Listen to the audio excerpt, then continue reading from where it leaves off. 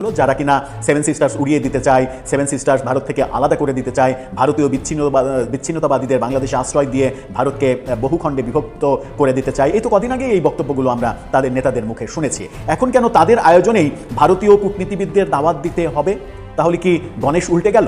তো পল কাপুর সাহেব আসলেন, আইসা বিএনপি মন্ত্রীদের সাথে বসলেন, পররাষ্ট্রমন্ত্রীর সাথে বসলেন, এরপরে জামাত নেতাদের সাথে বসলেন। কিন্তু দুর্ভাগ্যজনক একটা ঘটনা কি জানেন, সবাই বলেছিল যে এই যে আমাদের ন্যাশনাল কন্ডম পার্টি যেটা আছে সেটার সাথে বসবেন, কিন্তু সেটার সাথে শেষ মুহূর্তে যে এম্বাসি বাতিল করে দিল।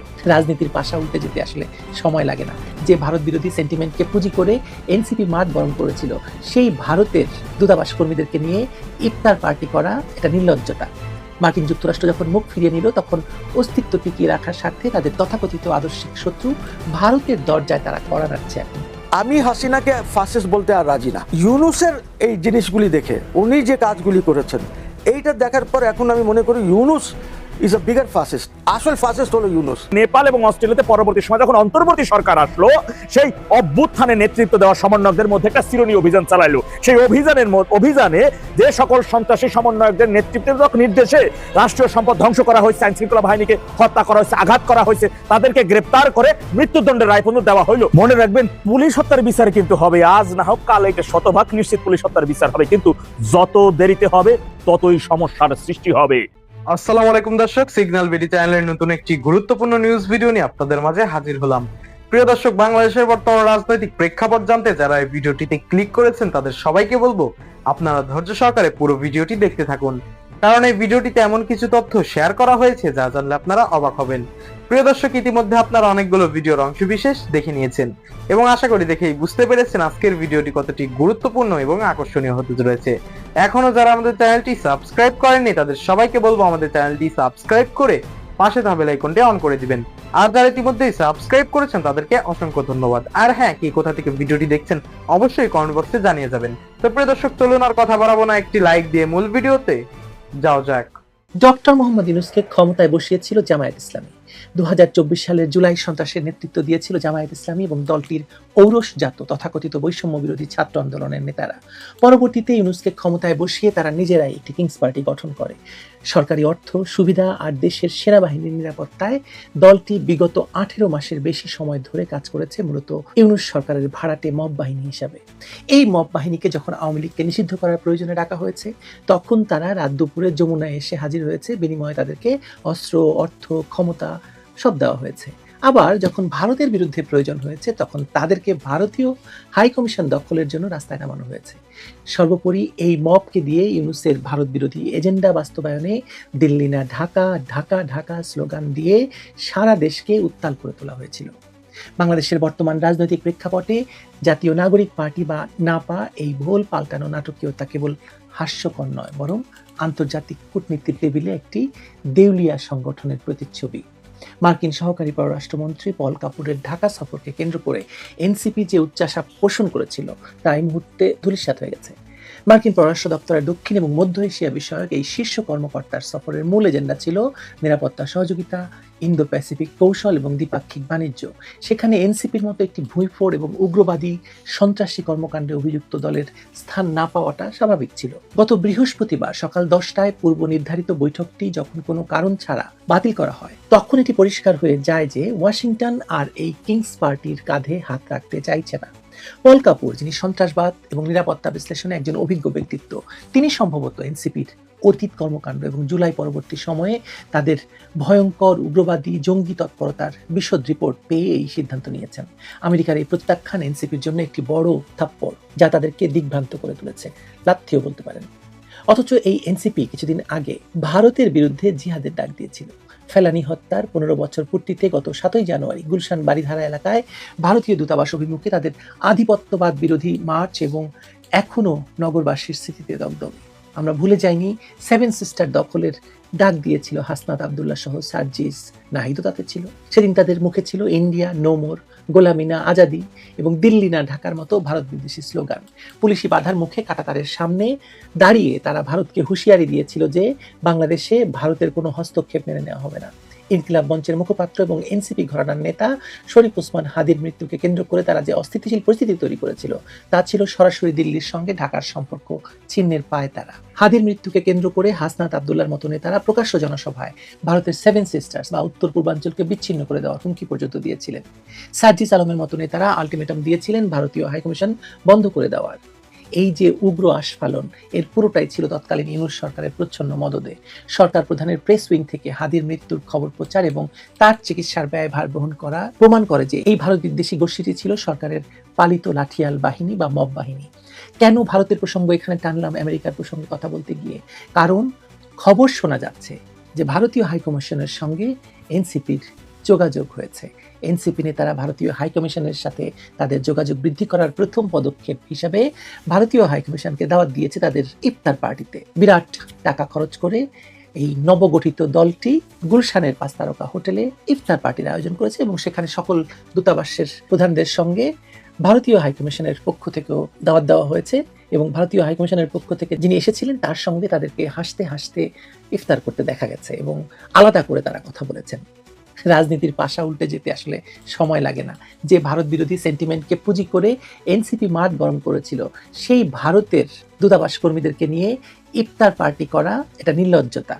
মার্কিন যুক্তরাষ্ট্র যখন মুখ ফিরিয়ে নিল তখন অস্তিত্ব টিকিয়ে রাখার স্বার্থে তাদের তথাকথিত আদর্শিক শত্রু ভারতের দরজায় তারা কড়া নাড়ছে। এখন পল কাপুরের বৈঠক বাতিলের ঘটনাটি কেবল একটি শিডিউল বিপর্যয় নয়, এটি একটি বার্তা।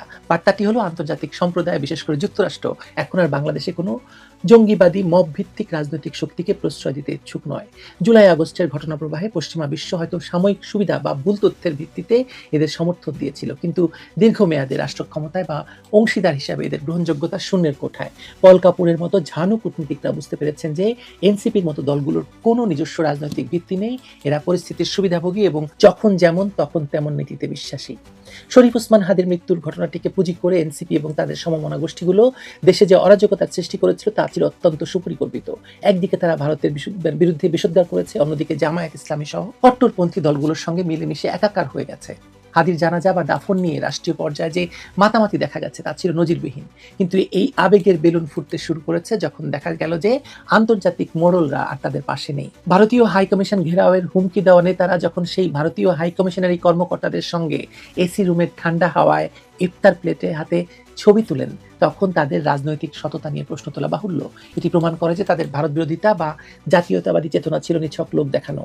ক্ষমতার প্রয়োজনে অস্তিত্ব রক্ষার স্বার্থে তারা যে কোনো সময় যে কারো কোলে উঠতে প্রস্তুত। ঢাকাস্থ ভারতীয় দূতাবাসের কর্মকর্তাদের সঙ্গে এনসিপি নেতাদের এই ইফতার এবং হেসে হেসে গড়িয়ে পড়ার ভিডিও নেট দুনিয়ায় ছড়িয়ে পড়ার পর সকলেই বলতে শুরু করেছেন যে এই নেতারা না কিছুদিন আগে দিল্লি না ঢাকা ঢাকা বলে ভারতীয় দূতাবাস আক্রমণের নেতৃত্ব দিয়েছিল, আর আজকে যখন তাদের এক সময়কার মদতদাতা আমেরিকা তাদের সন্ত্রাসী অতীতের জন্য দেখা সাক্ষাৎ পর্যন্ত করছে না, তখন বুঝতে হবে যে সময় ঘুরে গেছে। মার্কিন সহকারী পররাষ্ট্রমন্ত্রী পল কাপুর ঢাকায় এসেছেন, যিনি বিখ্যাত হয়েছেন তার জঙ্গিবাদ বিরোধী গবেষণা, বক্তব্য এবং লেখনের জন্য। তার পক্ষে নিশ্চয়ই জেনে শুনে এই জুলাই জিহাদিদের সঙ্গে বৈঠক করা সম্ভব নয়, তাই না? তাই কোনো কারণ দর্শানো ছাড়াই মার্কিন দূতাবাসে পূর্ব নির্ধারিত বৈঠকটি বাতিল হয়েছে, আর ভারতীয় দূতাবাসের কর্মীদেরকে আমন্ত্রণ জানিয়ে ইফতার খাইয়ে বুঝিয়ে দিচ্ছে যে এনসিপি যে থুতু তারা ফেলেছিল এই কয়েক মাস আগেই, সেই থুতুই তারা এখন 2 হাতে নিজের মুখে মাখতে বাধ্য হচ্ছে। রাজনীতি ঘুরে গেছে, জুলাই সন্ত্রাসীদের বিচার এখন সময়ের অপেক্ষা মাত্র। নেপাল এবং অস্ট্রেলিয়াতে গণ অভ্যুত্থান হয়েছে, কিন্তু বাংলাদেশে কোনো গণ অভ্যুত্থান ঘটে নাই, এটা এখন মামপানির মতন দিব্যি পরিষ্কার। মনে করেন বাংলাদেশে যদি অভ্যুত্থানই ঘটতো তাহলে 3 মাসের ভিতরে সাধারণ জনগণ বলা শুরু করতো না যে আগেই ভালো ছিলাম। নেত্রীর একটা ডাকের মাধ্যমে 12 তারিখের প্রহসনের নির্বাচনে দেশের 60% জনগণ কেন্দ্রে যাওয়া থেকে বিরত রয়েছে। তারা কিন্তু কেন্দ্রে যাইতে উল্লাস করতো। আওয়ামী লীগের অধিকাংশ নেতারা দল ফিরে আসবে, ক্ষমতা যাবে, এই কথা কখনো মুখেই আনতো না। 5 বছরের জন্য মিনিমাম ঘুমাই থাকতো আর সংগঠনকে গুছানোর চেষ্টা করতো। অন্যদিকে দেখেন নেপাল এবং অস্ট্রেলিয়াতে পরবর্তী সময় যখন অন্তর্বর্তী সরকার আসলো, সেই অভ্যুত্থানে নেতৃত্ব দেওয়া সমন্বয়কদের মধ্যে একটা চিরুনি অভিযান চালাইলো। সেই অভিযানে যে সকল সন্ত্রাসী সমন্বয়কদের নেতৃত্বের নির্দেশে রাষ্ট্রীয় সম্পদ ধ্বংস করা হয়েছে, আইন শৃঙ্খলা বাহিনীকে হত্যা করা হয়েছে, আঘাত করা হয়েছে, তাদেরকে গ্রেপ্তার করে মৃত্যুদণ্ডের রায় পর্যন্ত দেওয়া হইলো। অথচ দেখেন বাংলাদেশে আমরা দেখতেছি এই যে 2 বছর প্রায় হইয়া যাইতে লাগলো, সেইখানে স্বঘোষিত সেই সন্ত্রাসী, যেহেতু 24-এর 5 আগস্ট যে সন্ত্রাসী এবং জঙ্গি হামলার মাধ্যমে ক্ষমতা দখল করা হয়েছিল, সে ডেভিল ইনুসের মেটিকুলাস ডিজাইনের মাধ্যমে, এই কথা তিনি যুক্তরাষ্ট্রে গিয়া ক্লিনটন ফাউন্ডেশনের প্রোগ্রামে একেবারে ওপেন ভাবেই বলেছেন। এটা তো ভাই প্রমাণিত দিব্যি নাকি? তাহলে সেখানে যারা বলছে যে বিগত দিনে তারা পুলিশকে হত্যা করেছে, থানা পোড়াই ফেলছে, মেট্রো রেল জ্বালাই দিছে, রাষ্ট্রীয় সম্পদ ধ্বংস করছে, এই স্বঘোষিত পুলিশ হত্যাকারীদেরকে নিজে থেকে স্বীকার যাওয়া, তাদেরকে এখনো কেন গ্রেপ্তার করা হচ্ছে না? ডেভিল ইনুস নয়, তিনি জনগণের প্রতিনিধি ছিলেন না, বাংলাদেশের প্রতি তার কোনো দায়বদ্ধতা ছিল না, এটা সে নিজেই স্বীকার যাইতে যে জঙ্গিরা এবং সন্ত্রাসীদের প্রতিনিধি হইয়া সে ক্ষমতার সেবা প্রতিনিধিত্ব করতেছে, ক্ষমতা দখলকারী একজন ব্যক্তি। অন্যদিকে বিএনপি তারা যেহেতু বলতেছে তারা গণতান্ত্রিক উপায় রাজনৈতিক দল সরকার গঠন করছে, তাহলে তারা এখনো কেন এই সকল সন্ত্রাসী এবং জঙ্গিদের বিরুদ্ধে কোনো ধরনের অ্যাকশন নিচ্ছে না? এইটা কিন্তু ভিন্ন এক বার্তা বহন করে। আপনারা জানেন যে এই যে আসিফ মাহমুদ সজীব ভুইয়া, সে কিন্তু নিজে মিডিয়ার সামনে এসে বলছিল যে 5 আগস্ট যদি শেখ হাসিনা পদত্যাগ করে না যাইতো, তাহলে 6 আগস্ট তারা সশস্ত্র হামলা চালাইতো। এখন সশস্ত্র হামলার জন্য কি পরিমাণ অস্ত্রের প্রয়োজন হয়, কি পরিমাণ সন্ত্রাসীদের প্রয়োজন, জঙ্গিদের একত্রিত হওয়ার প্রয়োজন হয়, এগুলো তো ওরে ধরে গ্রেপ্তার করে জিজ্ঞাসাবাদ করলে পাই পাই করে সবকিছু শব্দ বের হয়ে আসতো, সব তথ্যই কিন্তু পাওয়া যেত। দেখছে যে তারা ক্ষমতা দখলের পরে মূলত এদের ধান্দা ফানি, যে পাতলা ডাল খাওয়া, এই সকল জঙ্গিরা কেউ 11,000 কোটি টাকা, কেউ 5,000 কোটি টাকা, 10,000 কোটি টাকা, এরা মালিক বনে গেছে। এদের মূল ধান্দাই ছিল ক্ষমতা দখল করা, লুটপাট করে অর্থ হাতাই নেওয়া। ক্ষমতা দখলকারী ডেভিল ইনুসের স্বরাষ্ট্র উপদেষ্টা ব্রিগেডিয়ার সাখাওয়াত সাহেবের বক্তব্য অনুযায়ী 7.62 স্নাইপারের বিষয়টি উনি তো উন্মোচন করেছেন। এখন দিব্যি পরিষ্কার হয়েছে যে এই স্নাইপারের মাধ্যমে সাধারণ নিরহ মানুষকে হত্যা করে আন্দোলন বেগবান করা, অন্যদিকে সন্ত্রাসীরা জঙ্গিরা থানা দখল করে অস্ত্র লুট করা, 3,500 পুলিশকে হত্যা করা, তাদের ক্ষমতা দখল করা। ক্ষমতা দখল করে সারা দেশব্যাপী আওয়ামী লীগের নেতাকর্মী সহ অসংখ্য ব্যবসায়ী, চাকরিজীবী, বুদ্ধিজীবী, সাংবাদিক, সাহিত্যিক, এদেরকে যেভাবে সারা দেশে গণহত্যা অর্থাৎ 15,000-এর অধিক মানুষকে হত্যা করে বিদায় নিয়েছে ডেভিল ইনুস, তাদেরকে এইভাবে ছাড় পাইয়ে যাবে। অন্যদিকে দেখেন এই রাজাকারের বাচ্চা রেজওয়ানা, তার বাপ তো জামাতেরই একজন, সে বলবে যে সে ক্ষমতায় থাকতে তার এমন সিস্টেম করছে যাতে জামাত ক্ষমতায় না আয়, এই কামটা হেরা করছে যে মেইন স্ট্রিমে না আসতে পারে। অন্যদিকে সেটা নিয়ে জামাতে তো মাঠে নামা, মানে এরা আপনারা খুব আগে ভাগে এটা কিন্তু জানেন যে মুনাফিকি দলটা স্বাধীনতা বিরোধী, তারা কিন্তু নিজেরাই নিজেদের স্বার্থের জন্য একজন লোককে তৈরি করে, তাকে আবার নিজেরাই হত্যা করে। কারণ এই যে আবু সাইদ, এরপরে আবরার সহ, এরা তো এদেরই কর্মী ছিল। এরা পরবর্তী কি বলতো, তারা না জামাত করে না, তারা কেউ শিবিরের কেউ ছিল না। এদের প্রয়োজনে একজনকে বানা তৈরি করবে, আবার এদের প্রয়োজনে একজনকে হত্যা করবে। তা যারা যেহেতু নিজের দলের কর্মীকেই যারা হত্যা করে আন্দোলন বেগবান করা বা একটা ইস্যু তৈরি করে পরিস্থিতি ঘোলাটে করার চেষ্টা করা, সেখানে রাজাকারের বাচ্চা রেজওয়ানের কথা শুনে আমাদের আবেগ আপ্লুত হওয়ার কোনো পরিস্থিতি, আমরা যে স্ট্রিম আছে সেই স্ট্রিমের মধ্যে আমাদের থাকতে হবে। মনে রাখবেন, পুলিশ হত্যার বিচার কিন্তু হবে, আজ না হোক কাল এটা শতভাগ নিশ্চিত পুলিশ হত্যার বিচার হবে, কিন্তু যত দেরিতে হবে ততই সমস্যার সৃষ্টি হবে। আমরা পুলিশ হত্যার বিচারের বিষয় নিশ্চিত করব ইনশাআল্লাহ। জয় বাংলা, জয় বঙ্গবন্ধু, বাংলাদেশ চিরজীবী হোক। তো পল কাপুর সাহেব আসলেন, আইসা বিএনপির মন্ত্রীদের সাথে বসলেন, পররাষ্ট্রমন্ত্রীর সাথে বসলেন, এরপরে জামাত নেতাদের সাথে বসলেন। কিন্তু দুর্ভাগ্যজনক একটা ঘটনা কি জানেন, সবাই বলেছিল যে এই যে আমাদের ন্যাশনাল কন্ডম পার্টি যেটা আছে সেটার সাথে বসবেন, কিন্তু সেটার সাথে শেষ মুহূর্তে যে এম্বাসি বাতিল করে দিল। তো আসলে এটা হয় যে এটা পৃথিবীর কোনো দেশে এরকম একটা হাই প্রোফাইল মিটিং যখন হয় হাই প্রোফাইল কারোর সাথে, আর সেটা যদি একদম শেষ মুহূর্তে বাতিল করে দেয়, তার মানে কিন্তু যার সাথে মিটিং হচ্ছিল তাকে কিন্তু ইঙ্গিত দিয়ে দেওয়া যে আপনারা আর আমার দরকার নাই, আপনার জুতা চাটেন। তো এনসিপির অবস্থা এবং আমরা বাতিল করে দিল। আবার এটা দ্বিতীয় একটা কারণ হইতে পারে, সেটা হচ্ছে হয়তো ওরা চিন্তা করছে, কারণ আইসা পল কাপুর তো শ্যানা মালতো, ও আইসা হয়তো চিন্তা করছে যে এই পোকামাকড়, যে বলছেন যে কর্পূর, এই পোকামাকড়ের সাথে কথা কয়ে গেলাম, এটা তো জামাতের বাচ্চা, এর সাথে কথা গেলাম না, ওর আব্বার সাথে কথা গেছে, ওর কি কথা কমো, এটাও হইতে পারে। এদিকে পররাষ্ট্রমন্ত্রী সাহেব যে কথা বইলা বসে, খলিল ভাই আর কি, খলিল ভাই তো সরাসরি বললেন, এটা আপনারা সবাই জানেন যে চুক্তি বিএনপি এবং জামাত দুই দলই রাজি ছিল, ওদের সাথে কথা বলে হয়েছে। এখন যদি বা বিএনপি আমতা আমতা করতে জামাত করতেছে, যেটা যেটা মানা যায় সেটা মানবো, যেগুলো মানা যায় না সেগুলো মানবো না, এগুলো হচ্ছে কথার কথা ভাই। সিগনেচার আগে করে দিয়ে সব আগে করে দিয়েছেন। ওনারা ভেবেছিলেন কি জানেন, যে আমরা এটা কেউ জানবে না, নন ডিসক্লোজার, এইটা কেউ জানবে না, এই চুক্তিতে কে রাজি হয়েছে কে রাজি না কেউ জানবে না পৃথিবী। জামাতের চরিত্র তো জানেন, ওই যে ভারতীয় লোকজনের সাথে কথা বলছে, দেন দরবার করছে 6 মাস, এটারে বাইদারিকা পরে যখন প্রকাশ পাওয়া গেছে, এইবার হাই হাতাশ শুরু হয়েছে চিল্লাচিল্লি, যে না আমাদের নাইবে আমির মুসলমানি করতে যায়, আগা কাইটে গেছিলেন, অসুস্থ হয়ে পড়ছিলেন, সেখানে দেখা করতেছে, এর কথা হতেছে না। সেই এরা চিন্তাও করেন যে এটা প্রকাশ পাওয়া যাবে যে দুজন রাজি ছিলেন। এখন প্রকাশ পাওয়া যাওয়ার পরে এখন কি করবেন, কাটাই যেতে হবে। আর আমরা বাঙালি যারা আছি তারা তো অবুঝ জাত, আমরা গোলফিশ, আমরা মনে রাখি না সবকিছু। সেই হিসাবে এখন চিন্তা করলো যে আমরা, ওরা বললো যে আমরা যেগুলো মানার এগুলো মানবো, যেগুলো মানার না সেগুলো মানবো না, ছুড়ে ফেলে দিব, ওই যে সংবিধান ছুড়ে ফেলে দেওয়ার মতো ওইরকম আর কি।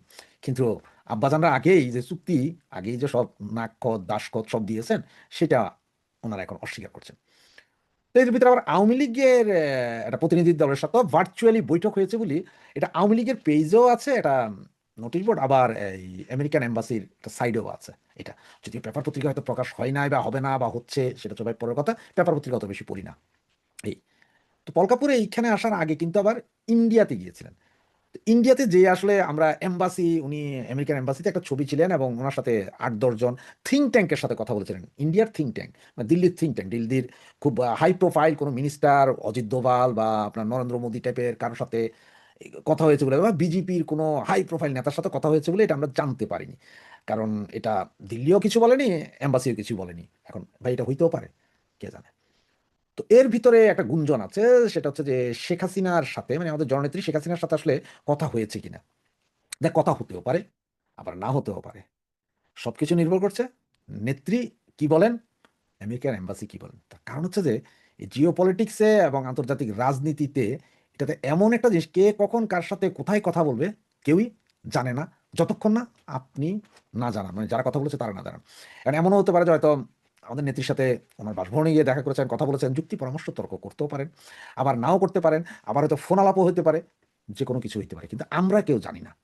আপনি, আমি, আমরা জানি না। এটা একমাত্র জানেন হয়তো নেত্রী জানেন, পল কাপুর জানেন, ইন্ডিয়ান গভর্নমেন্টের লোকজন জানেন, এরা জানেন, এরা ছাড়া আর কেউই জানেন না আসলে কথা হয়েছে কি হয় নাই।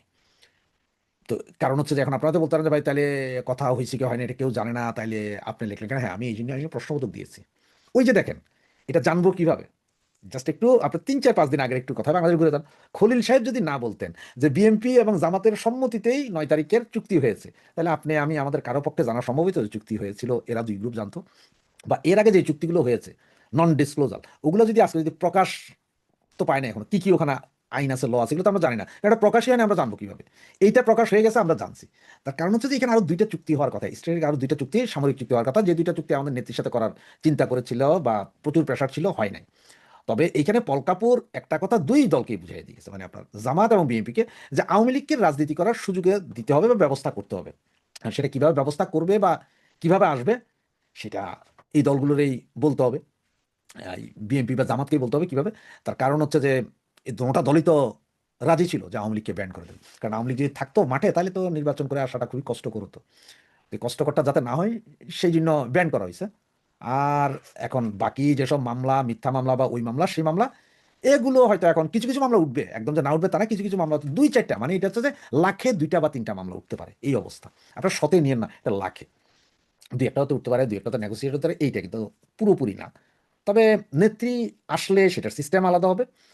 আর 26শে মার্চ যেহেতু মহান স্বাধীনতা দিবস, সেই দিবসের সময় নেত্রী বলেছেন সর্বশক্তি প্রয়োগ করতে, ফুল দেওয়ার জন্য। সেই 7ই মার্চের ভাষণ আসলে আমরা প্রত্যেক জায়গায় চালাতে পারবো কিনা সেটা যেমন চিন্তার বিষয় এখন।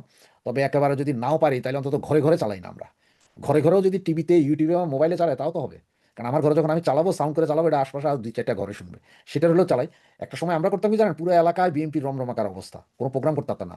হয়তো কোনো একটা মাঝখানে কোনো একটা বিল্ডিংয়ে যায় চালাইয়া দিয়া ব্যাপক আওয়াজে চালাইতাম, চালাইলেও এটা সারা জায়গায় ঘুরতো। বিএনপি তো আধা ঘন্টা পরে এসে মাইকটাই ভাঙচুর করে দিত, তাতে কি সারাদিনের জন্য মাইক নিয়ে আমরা তো আধা ঘন্টা চালাইতে পারছি। এইভাবেও রাজনীতি হয়েছিল, এবারও তো হবে ওইরকম। তো এই হচ্ছে যে কাহিনী আসলে। যেহেতু ওই যে বললাম যে 2 দলের সাথে না 3 দলের সাথেই কথা হয়েছে, কিন্তু এনসিপির সাথে কথা হয়নি, তাদেরকে বাতিল ঘোষণা করা হয়েছে। সুতরাং দেখা যাক আগামী 12 তারিখের পরে, মানে প্রথম অধিবেশনটার পরে আসলে কি কি আসে, সেটা আমরা বুঝতে পারবো। প্রিয় দর্শক, ইতিমধ্যে আপনারা আমাদের পুরো ভিডিওটি দেখেছেন। ভিডিওটি দেখে কি জানলেন এবং বুঝলেন, অবশ্যই আপনাদের মূল্যবান মতামতটি আমাদের কমেন্ট বক্সে জানাতে ভুলবেন না। এখনো যারা আমাদের চ্যানেলটি সাবস্ক্রাইব করেনি, তাদের সবাইকে বলবো আমাদের চ্যানেলটি সাবস্ক্রাইব করে পাশে থাকা বেল আইকনটি অন করে দিবেন, এরকম নিত্য নতুন প্রতিদিন গরম গরম নিউজ আপডেট পেতে। ধন্যবাদ সবাইকে।